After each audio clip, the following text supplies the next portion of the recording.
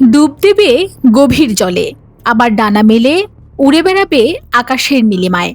দৃশ্যটি কোনো রূপকথা কিংবা কোনো কাল্পনিক সায়েন্স ফিকশন মুভির দৃশ্য নয়।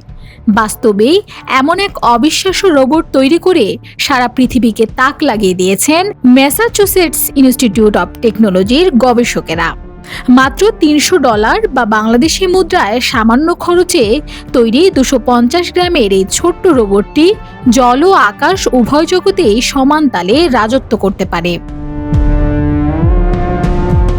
পাফিন, পেট্রল কিংবা অন্যান্য ডুবুরি পাখির চলাফেরা ও শারীরিক গঠন গভীরভাবে পর্যবেক্ষণ করে তৈরি করা হয়েছে এই ফ্ল্যাপিং এরিয়াল অ্যাকোয়াটিক ভেহিকল বা FAV নামের আকাশ জলযান।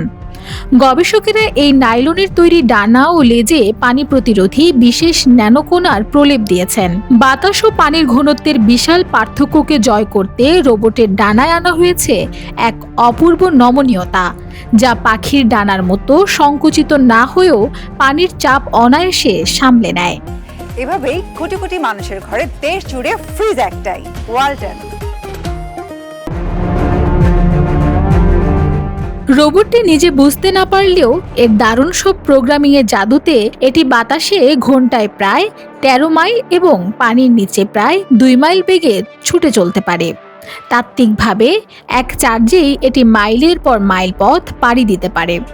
গবেষকদের মতে 70 ডিগ্রি কোণে নিখুঁতভাবে এটি পানি থেকে আকাশে ডানা মেলাতে পারে।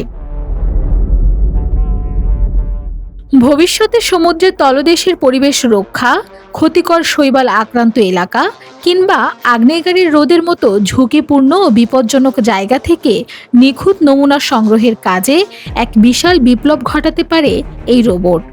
প্রযুক্তির দুনিয়ায় এই যুগান্তকারী আবিষ্কার শুধু একটি সাধারণ বিজ্ঞানভিত্তিক সাফল্যই নয়, বরং প্রকৃতির রহস্যকে রোবোটিক্সে রূপ দেওয়ার এক অপূর্ব জীবন্ত নিদর্শন। Desk report, Bangladesh bulletin.